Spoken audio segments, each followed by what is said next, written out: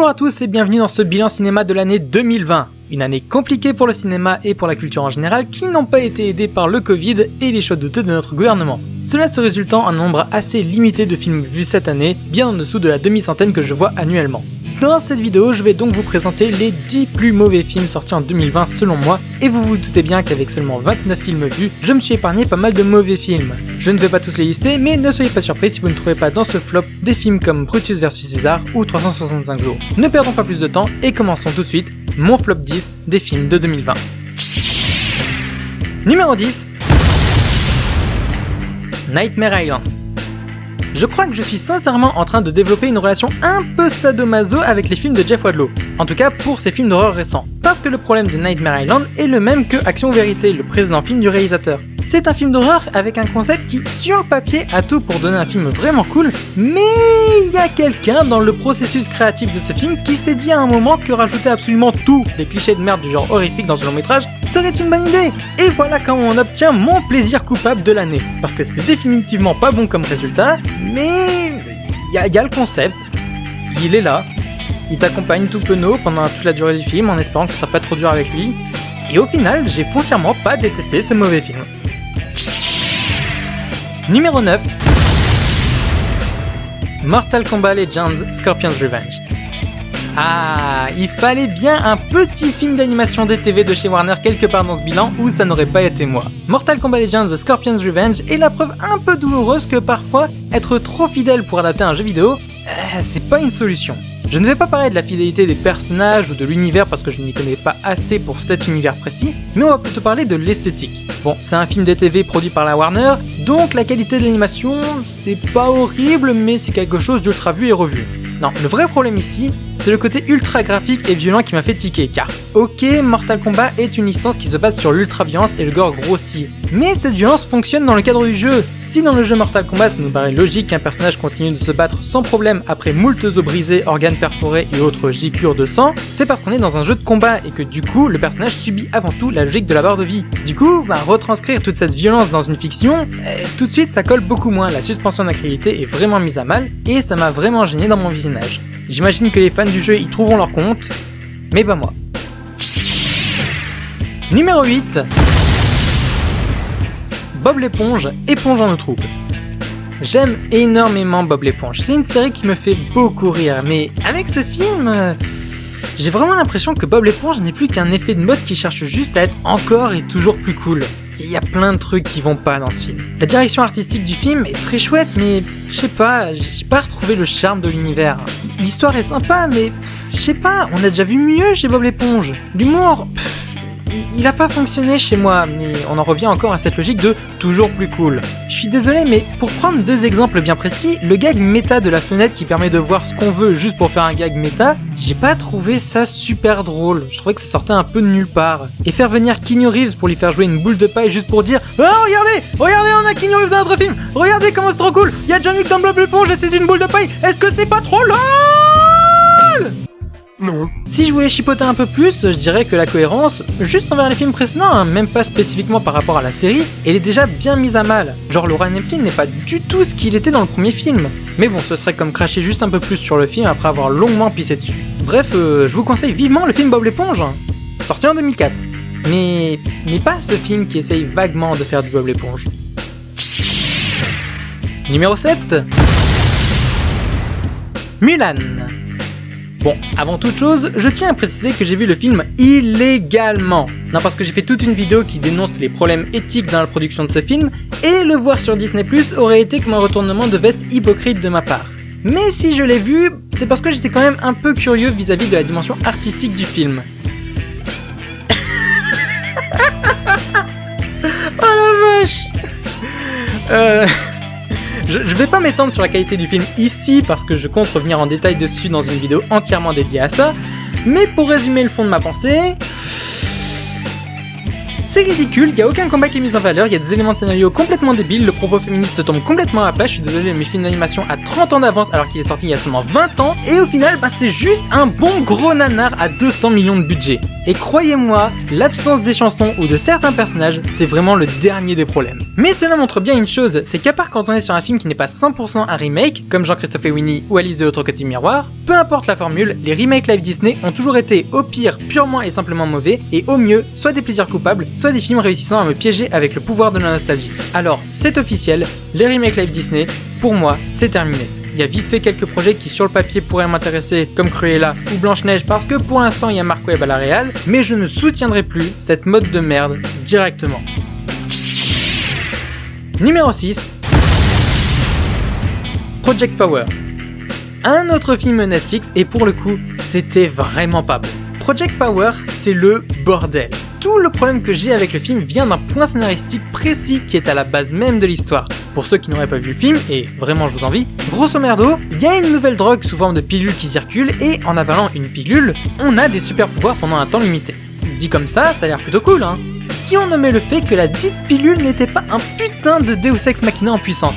Parce que la petite subtilité, c'est qu'il est expliqué que les effets de cette drogue sont totalement aléatoires. Tu peux tout aussi bien exploser instantanément que devenir la torche humaine ou avoir les pouvoirs de guérison de Wolverine. Et du coup, c'est facile d'écrire le film, vu que tout peut se justifier par « machin prend la drogue et du coup, il gagne ». Bah je suis désolé, mais non, c'est vraiment une écriture fainéante.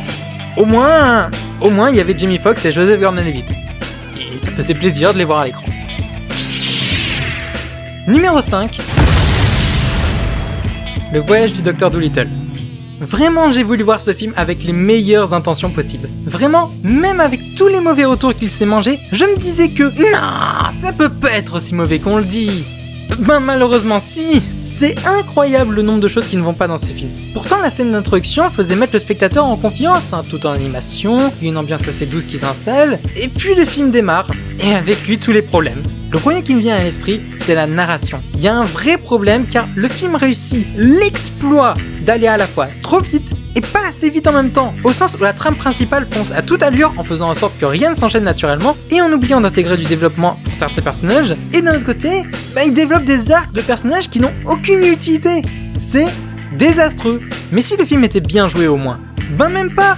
Tout le monde dans ce film jongle entre le capotinage et le mauvais acting, en passant par Robert Downey Jr. mais qui n'en a tellement rien à foutre ici. C'est incroyable, alors que c'était le principal intérêt du film, voir cet acteur dans son premier rôle post-Iron Man. Et vraiment, le coche a été loupé mais de manière splendide. Mais si le film était beau au moins, même pas là non plus. J'ai rien contre les films avec beaucoup de CGI, même quand c'est ultra visible. Mais là, on a vraiment pas l'impression que les animaux soient là, parce qu'il y a très peu d'interaction avec les vrais acteurs, et t'as vraiment cette sensation que les effets spéciaux ne sont pas finis. Bref, c'est mal joué, mal rythmé, pas esthétique, on ne s'émerveille pas dedans, on est juste affligé, tellement c'est pas bon. Numéro 4. The Grudge.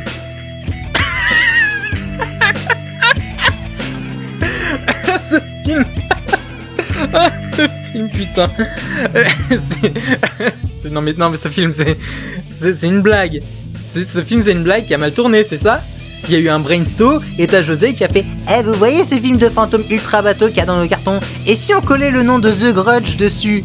Et paf, un bon gros film d'horreur de merde. On va pas y aller par 4 chemins, ça ne travaille que le jumpscare facile, le film est laid tant il baigne dans cette colorimétrie fade et terne oscillant entre le gris et le marron. John Cho est là, on sait pas pourquoi. Alors ça fait plaisir de le voir à l'écran, mais j'ai grave de la peine pour lui de le voir dans un aussi mauvais film, surtout après l'immense claque qu'était Searching Portée Disparue. Et surtout, ça fait pas peur. Et alors, j'ose même pas imaginer à quel point les personnes qui ont adoré les 2 versions de Takashi Shimizu ont dû se sentir insultées par ce film. Non, vraiment, une bonne grosse purge avec un excellent acteur dedans pour lequel on ne peut que avoir de la peine. Numéro 3. La plateforme.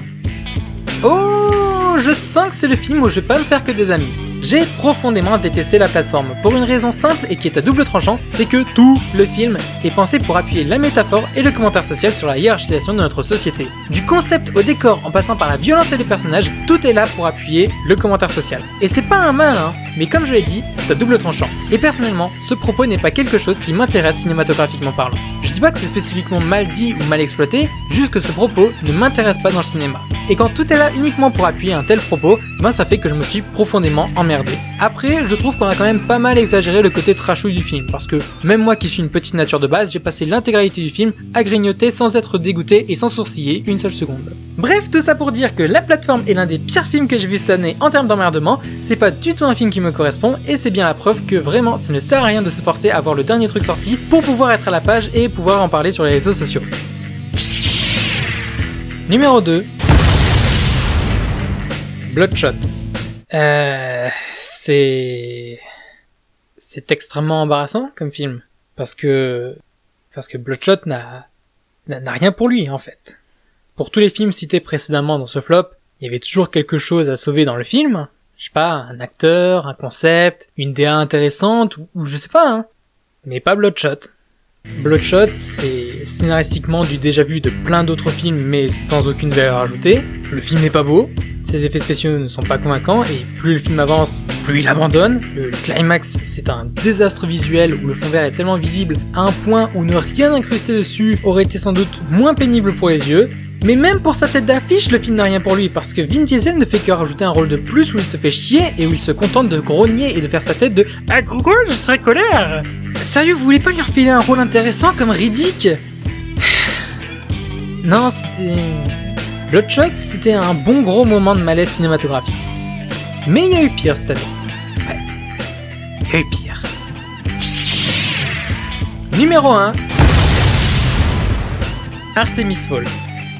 Putain de merde quand je pense que c'était une de mes plus grosses attentes de l'année, parce que oui, j'étais vraiment hype pour ce film. Le projet a été annoncé, j'étais hype. Les premiers trailers sont sortis, j'étais hype. Le film a été repoussé, ça arrive, mais j'étais hype. Tout ça pour que le film se retrouve sur Disney+, histoire qu'il y ait une grosse production pour son arrivée chez nous, et ben putain, je vais pas blâmer Kenneth Branagh parce que j'aime beaucoup ce réal, mais surtout parce que ça se sent, ça se voit que ce film a été trituré par le sacre-saint gourou des producteurs. Ce film est une horreur visuelle dans laquelle se débattent parfois pendant quelques secondes en arrière-plan des décors un peu esthétiques. C'est écrit n'importe comment avec au détour de certains dialogues des répliques qui sonnent un peu comme le style de Kenneth Branagh. Les personnages ne sont pas attachants, le méchant ne sert mais tellement à rien qu'il n'a ni nom, ni visage, ni interaction directe avec le protagoniste, et j'exagère même pas putain. Et le pire dans l'histoire de ce film, c'est qu'il n'y a pas de conclusion.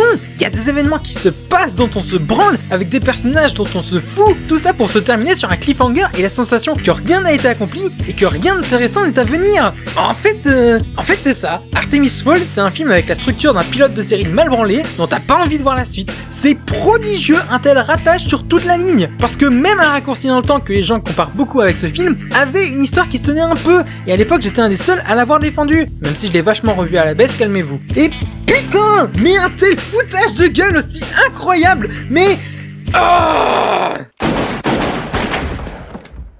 Voilà, c'était mon flop 10 de l'année 2020, n'hésitez pas à me dire en commentaire quels ont été vos pires films de l'année. On se retrouve dans la deuxième partie du bilan pour parler de mon bof film et dans la troisième pour parler de mon top film. Et si vous me quittez maintenant, eh bien merci d'avoir regardé, n'hésitez pas à vous abonner et à liker la vidéo pour soutenir la chaîne, et surtout n'oubliez pas de mater des films, et moi je vous dis à la prochaine pour de nouvelles vidéos. Ciao!